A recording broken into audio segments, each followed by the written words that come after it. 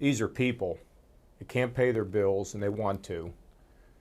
These stories of these people in a car, Kate, waiting 4 hours to get food at a food bank. Yeah, it breaks my heart because, I don't know, it's because maybe I thank the Lord that I can kind of think about them and realize that, you know, they deserve better. I mean, and yeah, we also can help demand that the government provide some aid, which they should do. But maybe we also need to think what we can do, even if it's a little bit of stuff that we can do for somebody else. I mean, think about this. These are people maybe in the gig economy, they lost their jobs, they got no food.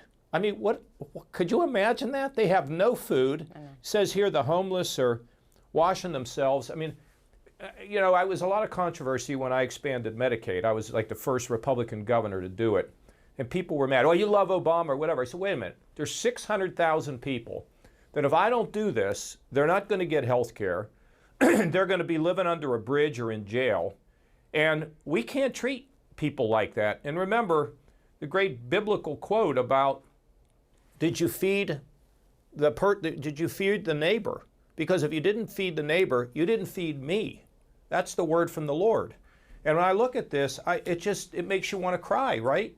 And then you got people in D.C. and they're fighting with one another. And it's, you know, look, I've been in many negotiations. I was there when we went through government shutdowns. Right. But at some point, when it's something that's got people on the line, their lives, and when they don't get these kinds of things, Kate, think about what happens to them from the mental health aspect, the psychological aspect. You heard the guy say, it's like I'm not even a man because I can't feed my family. So what's failed to happen down there is take off the title, take off all that phony armor, and think about what people need. And sometimes you got to make a little compromise that you don't like to have to make, but so what, in the long run, people are better off.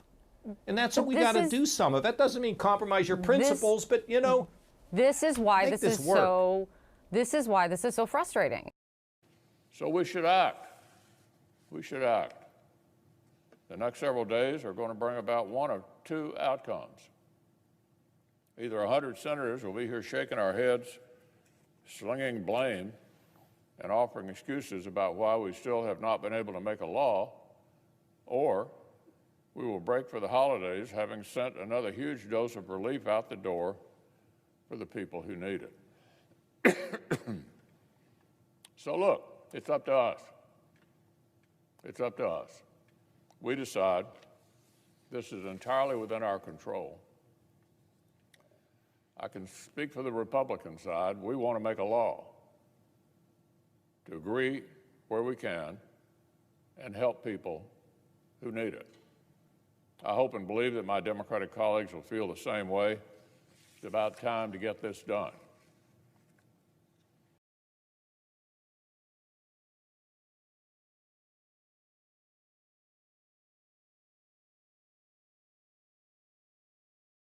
The biggest stories the moment they happen from around the globe. Subscribe to Bloomberg Quick Take now for insight in an instant.